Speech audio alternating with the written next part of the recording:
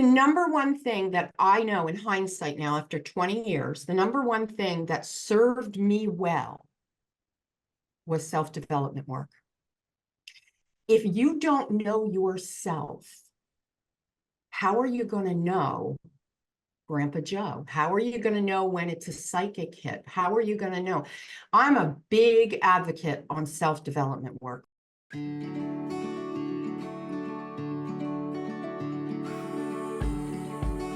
Welcome to Soul Explorers with your hosts, Gary Langley and Sally Taylor.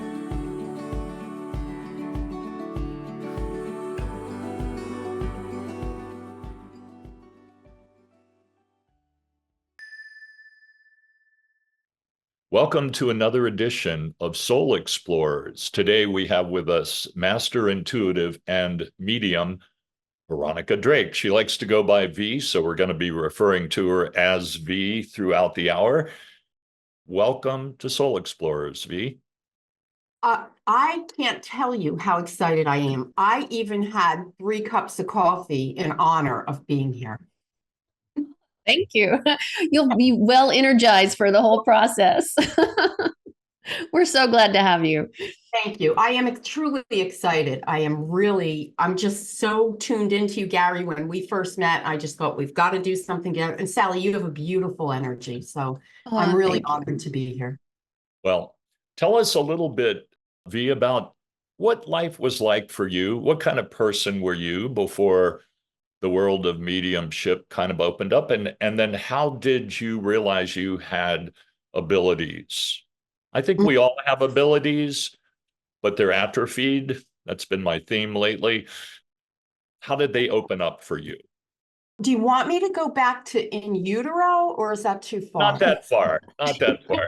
Who was I? Well, quite honestly, I was not the person you see in front of you. I was not a very nice person. In fact, I didn't kill anybody, but I didn't always tell the truth. I was very selfish. I had my own agenda.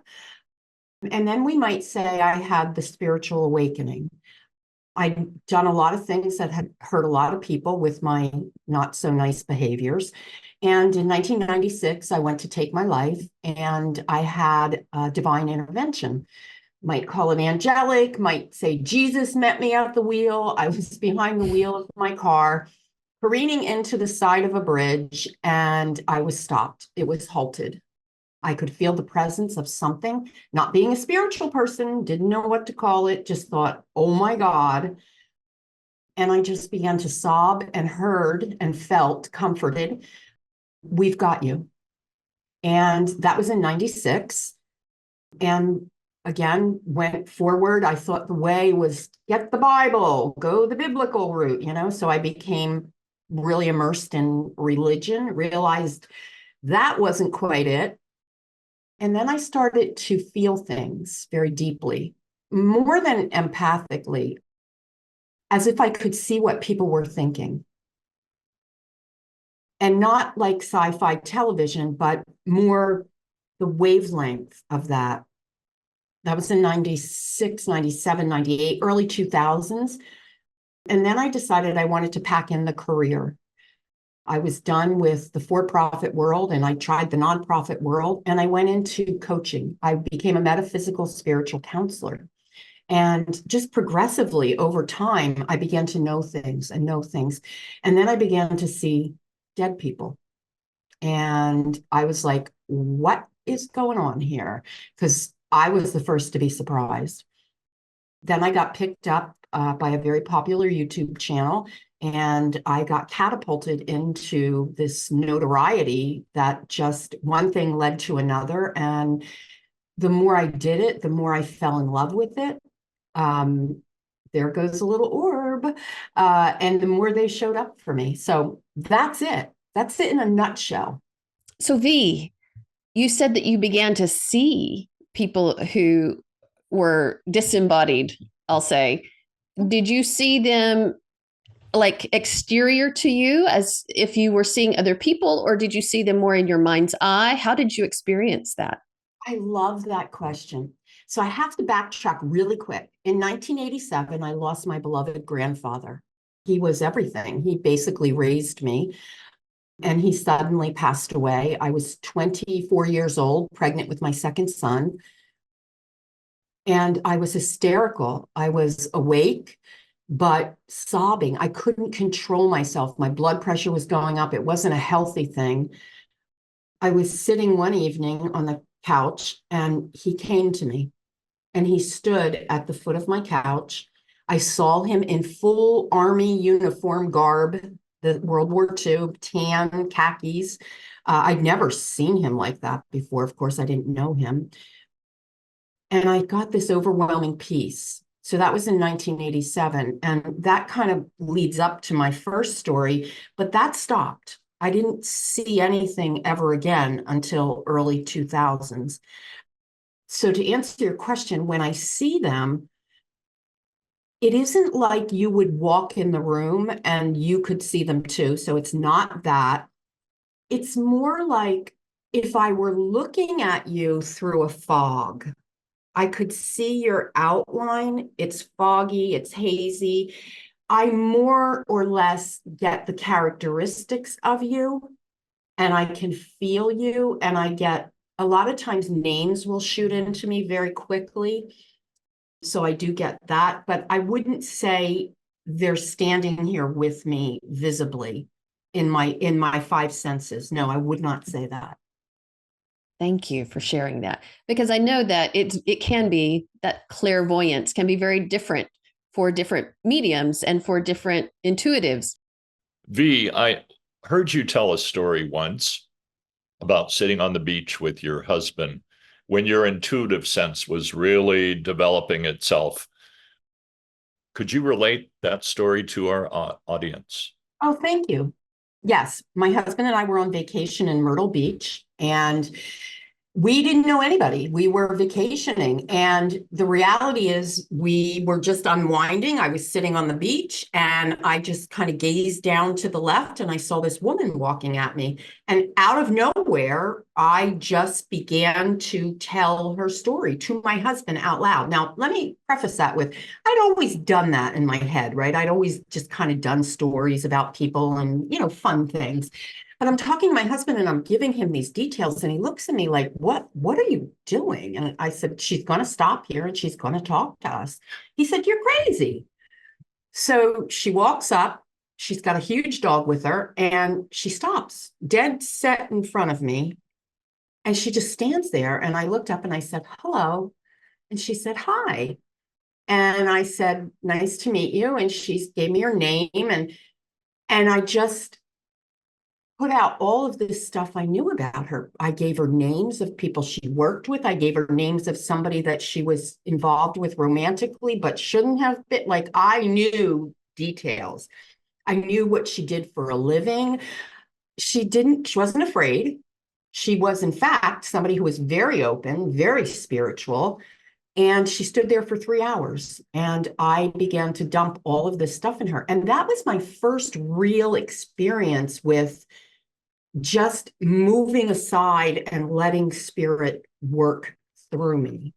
To that end, we stayed in touch for a couple of years, and I began to cut my teeth on her coaching wise, spiritual coaching.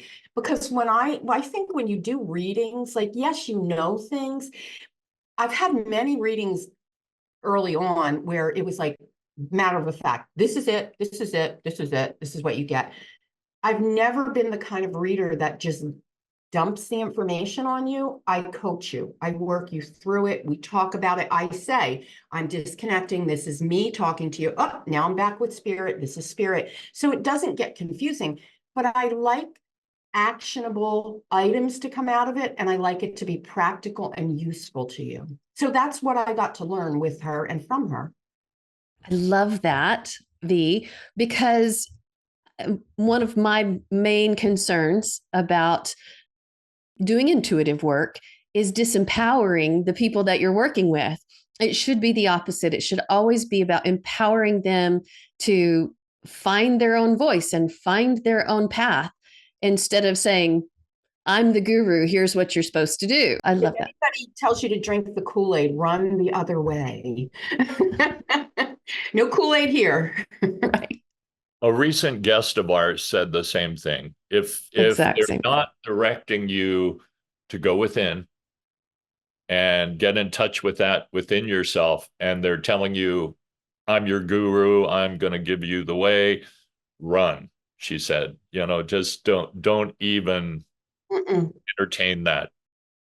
Unfortunately, I've heard horror stories. Every industry has their downside, right? But I've heard horror stories where people were taken for thousands and thousands of dollars. And when you're losing someone or you perceive them to be gone, you're in a very low vibrational state and you are most vulnerable and susceptible. And I honor that, I never want to be that kind of person. In fact, I'm the kind of person that goes, oh, don't get a reading. You don't have the money for it. Let me do this. I'm like that person. So yeah, I have very much integrity around that. So let me ask you a question. You call yourself a master intuitive. How do you perceive how that works with the way that you interact with the people you do work with? So I had a hard time owning the fact that I've been around the block. I don't mean age-wise, because I'm happily 61 and I embrace it. I don't look at age. But when I realized I'd been doing this work for over 18 years and how seasoned I was, and the fact that I've earned the title master, just like a master carpenter would earn their title. They practice their craft, right? They're good at it. They put everything in it and they've achieved a certain level. It has nothing to do with ego. It has everything to do with, I've earned the right to feel comfortable in a title that really speaks to my credibility and my ability. And so when I go out in the world and people say, what do you do? Typically it's, yes, I'm an intuitive. Yes, I'm a psychic medium. And so I just thought, well, how can we say it in a way that isn't egotistical, but yet says, hey, I've been around the block. So Master Intuitive was born. V, tell us a little bit about the work you do. Maybe share some of the stories of really eye-opening readings that you've done that have changed people's lives. So I will start out with a disclaimer. Results are not typical. So the stories I'm going to share with you are not every day, oh, this is a common occurrence. It has happened on several occasions to me, but I can't promise. No one can promise. In fact, if anybody promises you, there's another telltale sign. So I remember doing a reading for a woman, and she had lost her son. He was 21 years old. And I didn't know, obviously, I don't know any details about the people I'm reading for. It was an accident.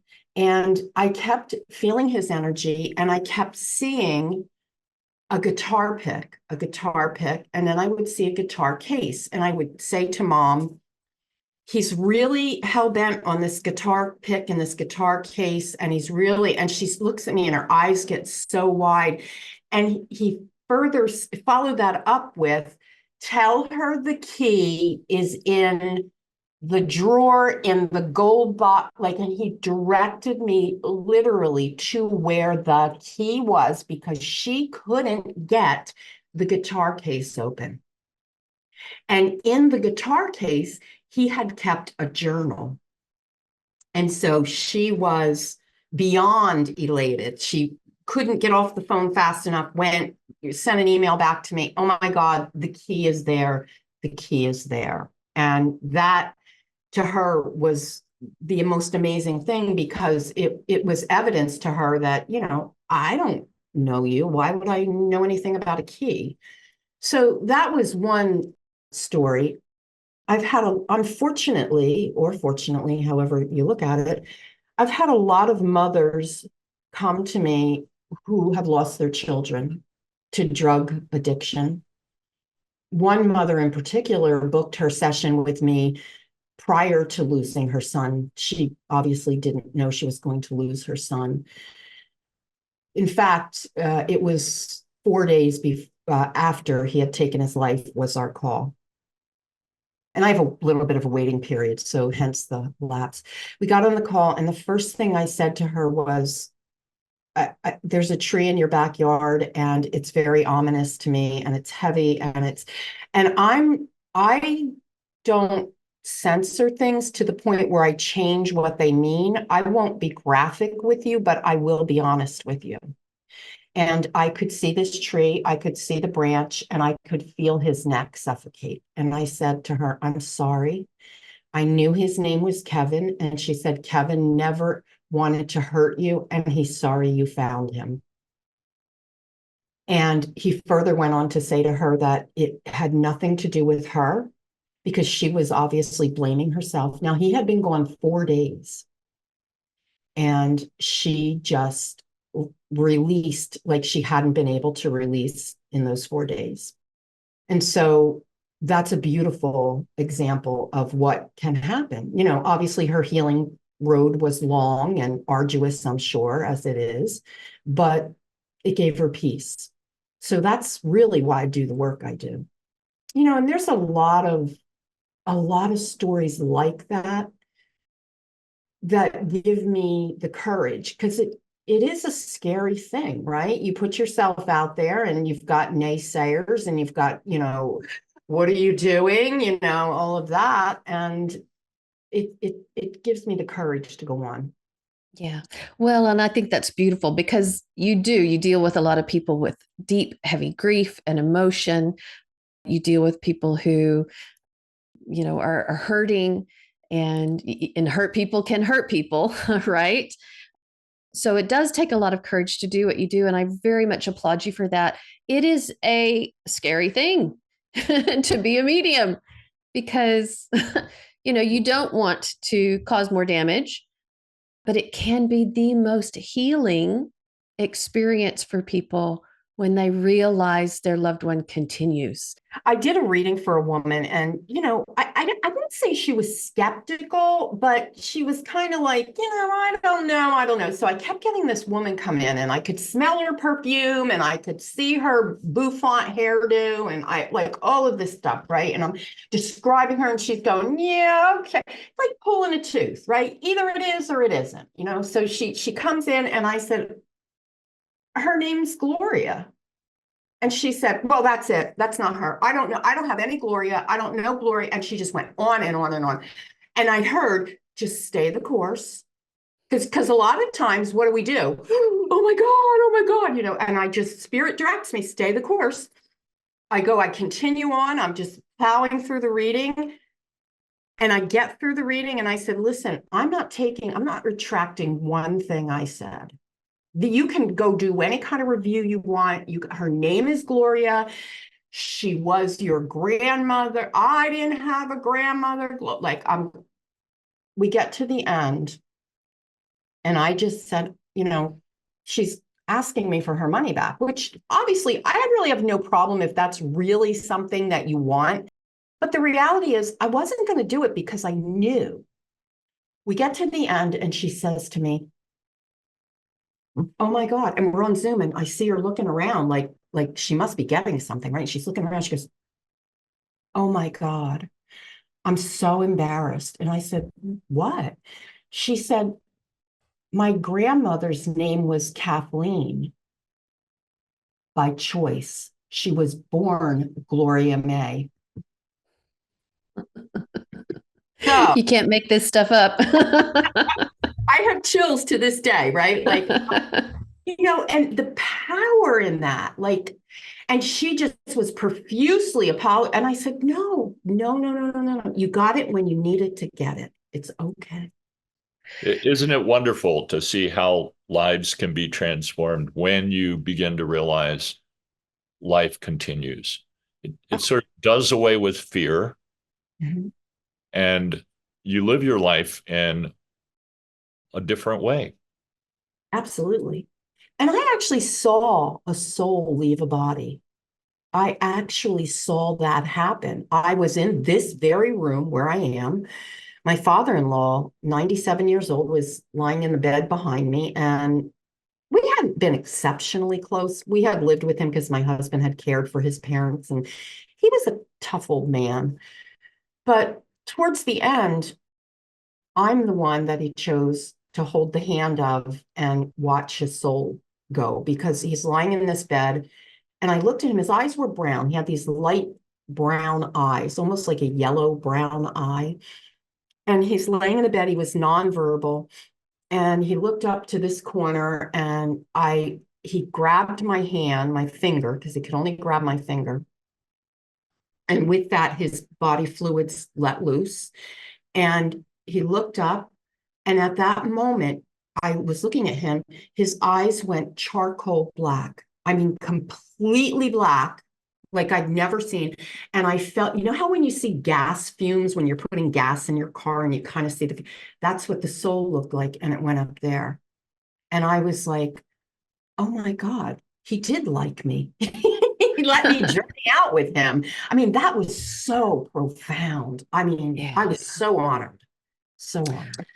V, do you feel that more and more people are coming to the realization in our world, in our society, that this is real? I mean, I feel a shift that 15 years ago, we wouldn't be talking about this publicly. 20 years ago, even. So do you feel that there is a shift in consciousness on the planet, that people are kind of waking up to the greater reality? I absolutely do. I think that for some, it's more subtle than others, that we're being nudged, obviously. Those of us that get the nudge in a big way, I believe that we're the way showers. We're here to give you the A-OK that, it's all right. We're coming more into the understanding of energy, right? Look at quantum physics. We're understanding that we are more than this body. And when you get that you can't kill energy, I liken it to this. We're learning that we have more to do on communication skills than we ever thought, right? What's the biggest hang up between either friendships or couples in general? Communication. You're not listening. You can't hear me. You're not communicating thoroughly. We need to develop communication skills that include going beyond our five senses. And yes, we are on the cusp of doing that. I do believe that. And listen, here's the thing. If we were to bowl you over with this, right? If it were to be rolled out and everybody were anointed as a medium, the shock, it wouldn't, I liken it to like, well, maybe that's why everybody couldn't see Jesus, right? If you saw him, oh my God, it would blow your mind, right? But we get little bitty glimpses and little bitty pieces. And if we're lucky, we get to have some really great teachers in our time, right? Some of the best mediums are the old school mediums. I mean, I studied a lot of the old school. Janet Norhawk,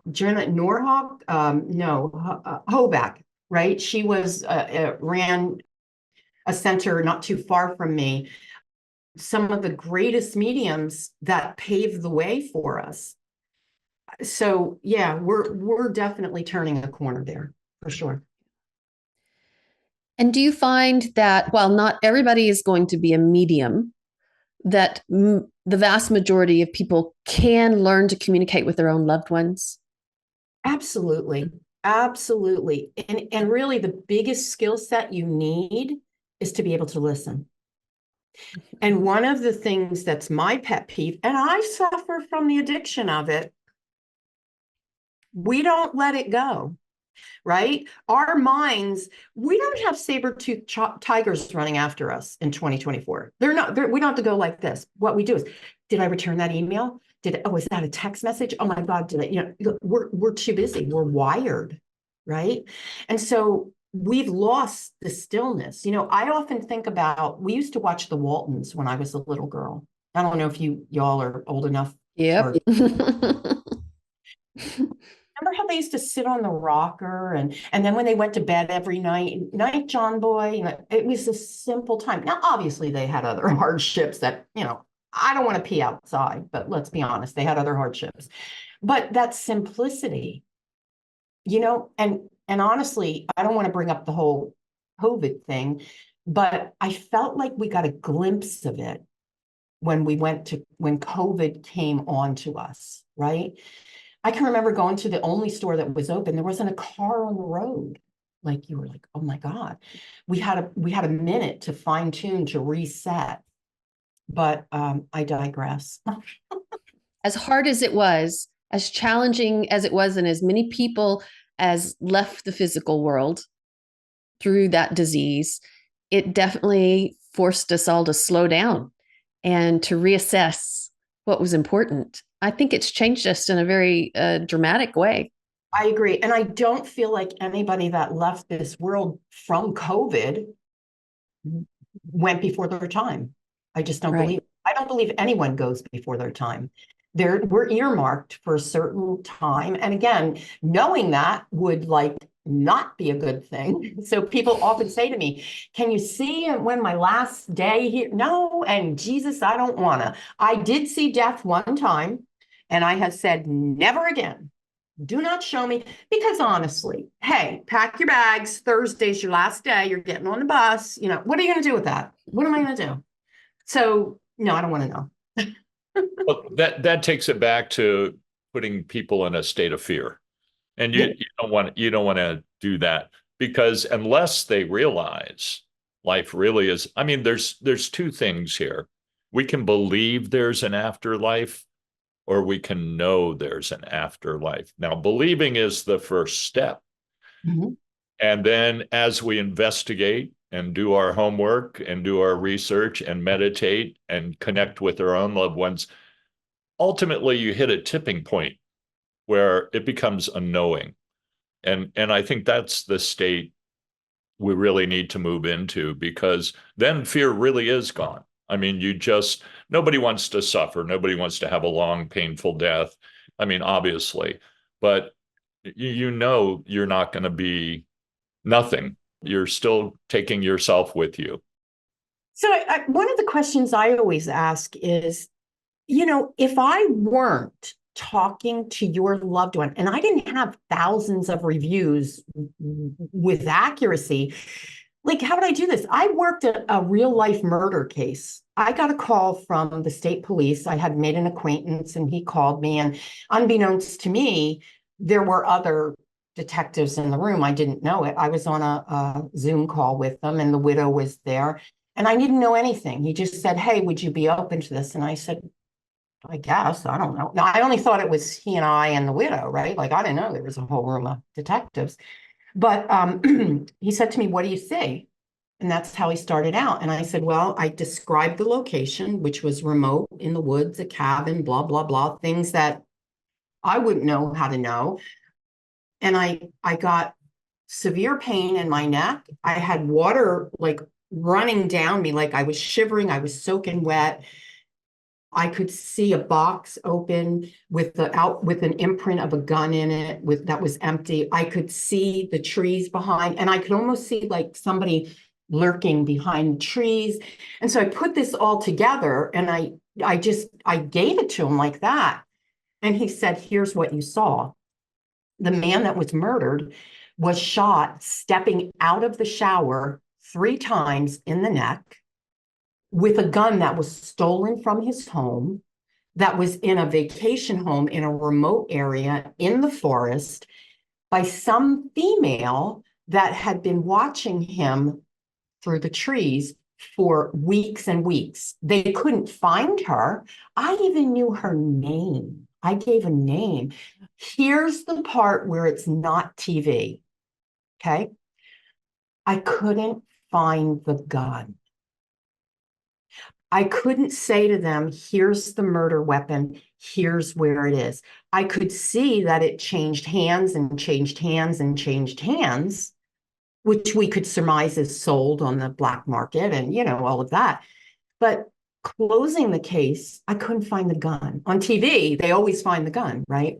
So that's a tale for, when police bring the psychics in. While I want to believe that most psychics are good intentions, right? That they come at it from a place of love and want to help, it can really deter or slow down a case a lot of times if it's not carefully handled. And I was very careful to say, I, I can't confirm this other than this is what I know. They say to me, yes, this is what we see. And then he pans the camera and there's a whole room of detectives in there who were aghast. Like, just none of them were believers. They just thought he was wacky doodle and he was going to bring in this charlatan that was going to, they were like this. And then they all were, what do you know? What do you? So I go to bed at night. Okay. I go to bed at night. Okay. And it's amazing that even things like the police force or our medical system or psychology, they're all becoming more and more open to the possibilities of tapping into this, I'll call it a field of information, right? And definitely science is getting us there as well. How do you understand what you're tapping into? Do you think it's always an individual? Is it sometimes just the information? How do you perceive it? That's a great question. I don't think I've ever been asked that before. A lot, and I'll start with this. A lot of people, when they come to me, what's my spirit guide's name? Who's my spirit guide? And to that, I'm a little sassy and I'm a little cheeky. To that, I always say, who cares? Why does it matter? And then I come back around. But the reality is, who does care? I mean, it's an information that's loving, that's benevolent, that's kind. If it's giving me psychic or intuitive information, I don't necessarily need to know. It's coming from somewhere. And I have a theory on that, but the mediumship stuff, yeah, it's got to be Grandpa Joe. I can't be just saying, well, now, if I'm psychically working with Grandpa Joe, I might psychically, energetically get the energy of his room. I've seen chairs. I can describe what Grandpa Joe's den looked like because it's an image I get psychically. And then Grandpa Joe comes in and he says, tell her I'm on the back porch smoking a cigarette, and this is where Grandpa Joe smoked a cigarette, like those kinds of things. A lot of people do very much separate the psychic from mediumship. And they say, oh, they're very different things. And of course, not every psychic is a medium, but every medium is a psychic. I actually have a little bit of a qualm with that personally, in that for me, psychic work is receiving information and energy from an embodied individual, where mediumship, it's just a disembodied individual, right? That, yeah. But then sometimes it just seems to come from a field of information as well. I don't always necessarily associate it as being, psychic information can be information that you receive on a general topic, right? And it may or may not seem to have the presence of an individual associated with it. I would agree with that. Because when I was doing the reading and I was seeing where his sitting room was, where his den was, I really don't know how to put that into words because it wasn't him orchestrating the tour for me at all. It was me almost. So here's how I can explain it. Feeling the energy of the reader, of the person, because I will always ask, are you still in the same house that you were when Grandpa Joe passed? And if they say yes, it seems to be an easier connection for me to walk around, if you will, the house. And when I walk around, I'm able to give details. It's almost as if I'm in the house and I'm seeing the lace curtains and I'm seeing them. If they don't live in the house, I will always get a hit of, okay, you lived here in the early 70s, and it comes like that. And then I'm transported energetically to that house. So I don't know if that makes sense, but that's how it works for me. Sure. Thank you for that. Dee, I have a question for you. If people want to start working on making their own connection, it doesn't mean they want to hang out a shingle and say medium for hire. but they want to start making their own connections. And this is the way it kind of has worked for me through my association of this work. My own abilities have started opening up more and more. What would you say are the most important first steps to begin to take so that you can connect with your own loved ones? I would say you hit the nail on the head. You're immersed in it, right? By osmosis almost. You're beginning to really get a feel and energetic, because you do this work on a level that you do it, right? You're not hanging your shingle. So I would equate that to your tribe.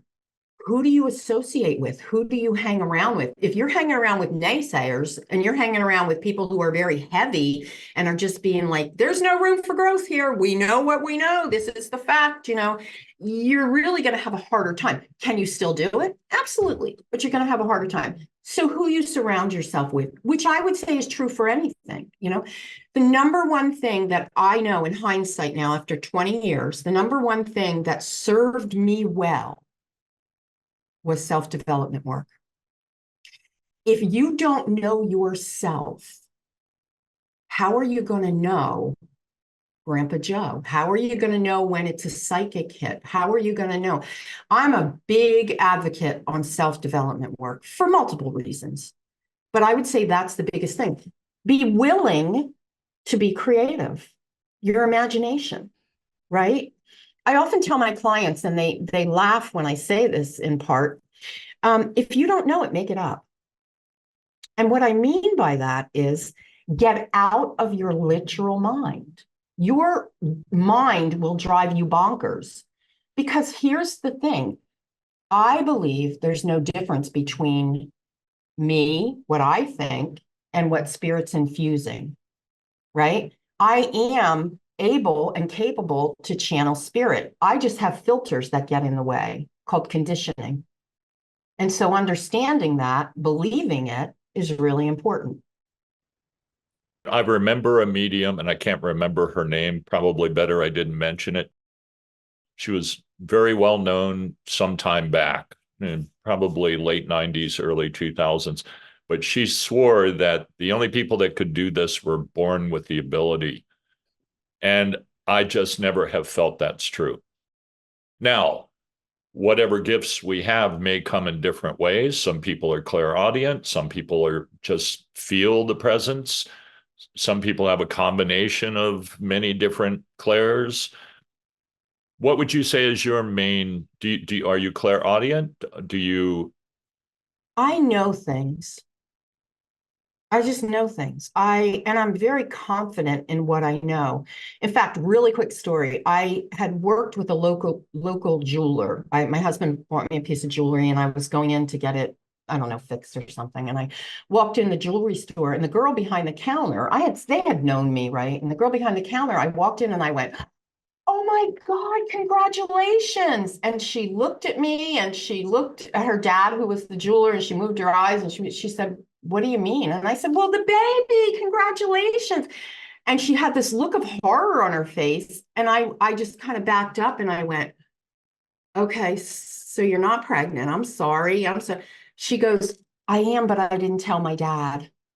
And I went and I learned a lesson. They weren't upset at all. They weren't, she was like, in fact, they became they're lifelong clients, right? Like, so she wasn't upset, but I learned a lesson. And that is, and this is very important to say, don't give information that's not asked for. Mind your business.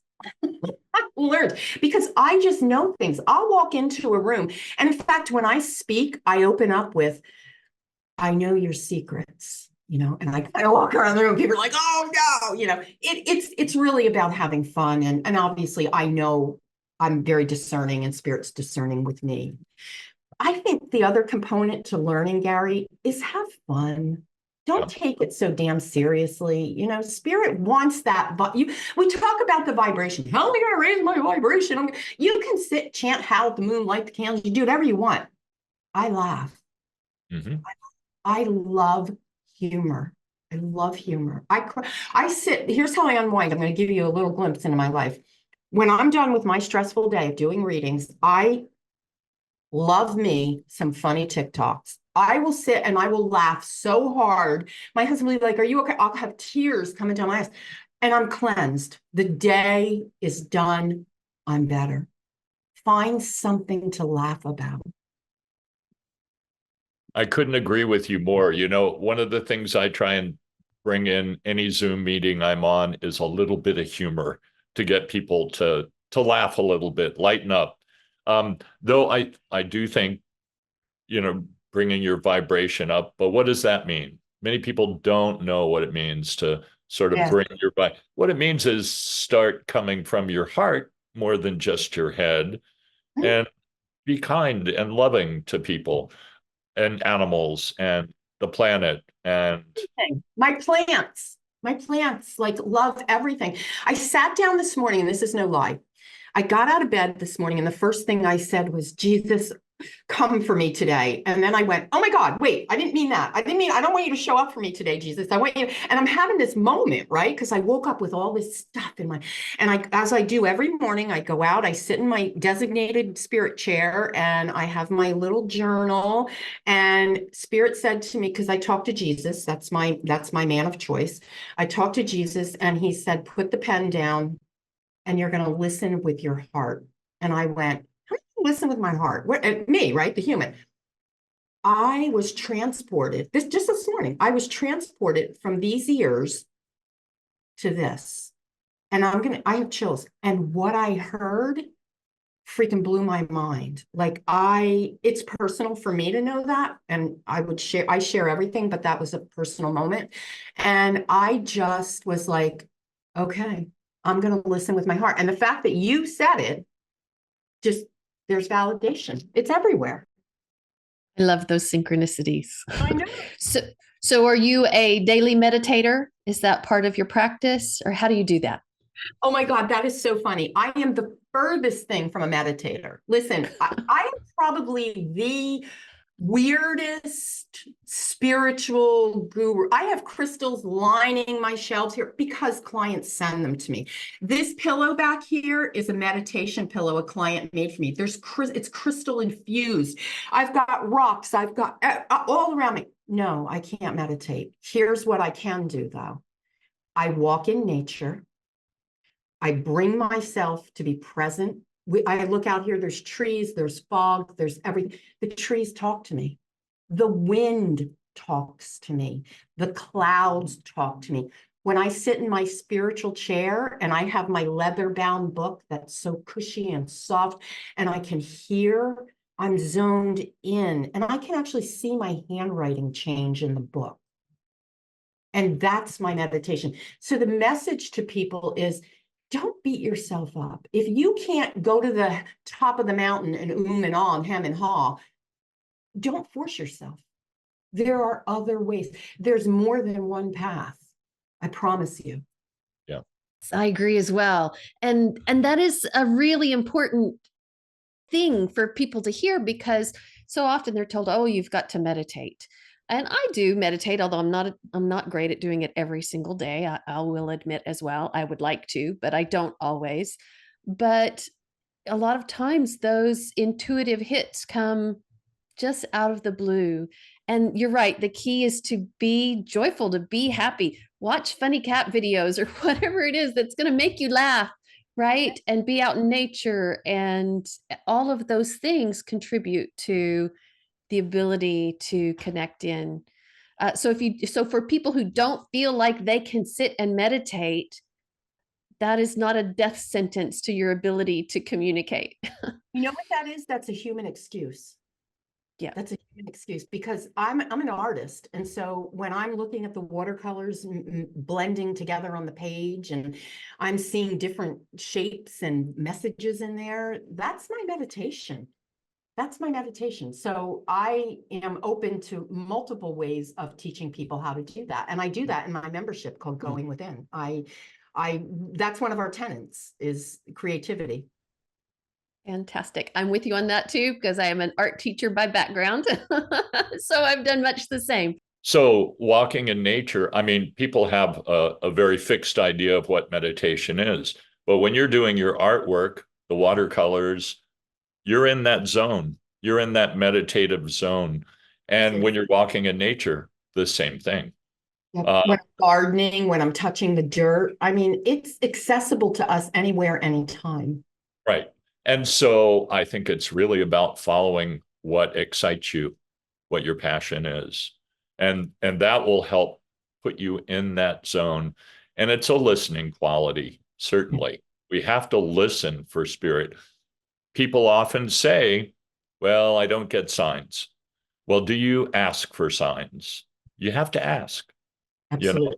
and they will respond to requests, but they're not going to just keep throwing signs at somebody that's totally focused on the outer world and not listening. They're just not going to do it. And are you willing to come out of your box for signs? I asked for signs if I should get involved in a partnership. And I said, I want to see a flock of birds. I don't want to see 10 birds. I don't want to see 15 birds. I don't want to see 20 birds. I want to see a flock of birds, right? This is me because I'm like, come on, let's go. And I want to see it by 8 o'clock tonight.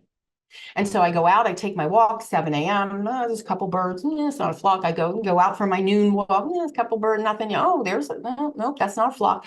I come in, I do my work, I forget about it. I turn on the TV at 7:45, 7:50, and there's a commercial for Alfred Hitchcock's The Birds. There's a big flock of birds. And there's your sign. And there's but had I went, oh, well, they're not outside, be open. Be open. Don't restrict spirit. Yeah. So, Veronica or V, how can people get a hold of you? You said you have a bit of a waiting list, but if people are interested in your mediumship and contacting you, how can they get a hold of you? Well, I have veronicadrake.com is my website. I recently opened up new spots for reading, so I don't know how long the list is because I had taken a sabbatical for a little bit. On my website, you will see them as intuitive readings. Don't get caught up in the title. If you book the reading and we get on the call, we will know, you, me, and spirit, what you need. We'll talk about it and we'll get you what you need. So you would go on there and you would book an intuitive reading. Great. And what would be a closing message you'd like to leave with the viewers today? What you believe is optional.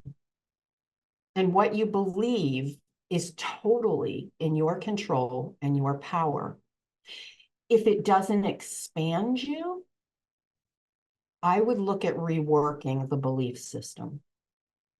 V, thanks for being here today. It's every time I've connected with you, it's been just a great pleasure. And I'm so glad to call you my friend. Thanks for joining Soul Explorers, and hopefully we'll have you back at some point. Absolutely. Thank you for having me. I'm honored. If you enjoyed this content, please hit like, subscribe, and ring the bell for notifications.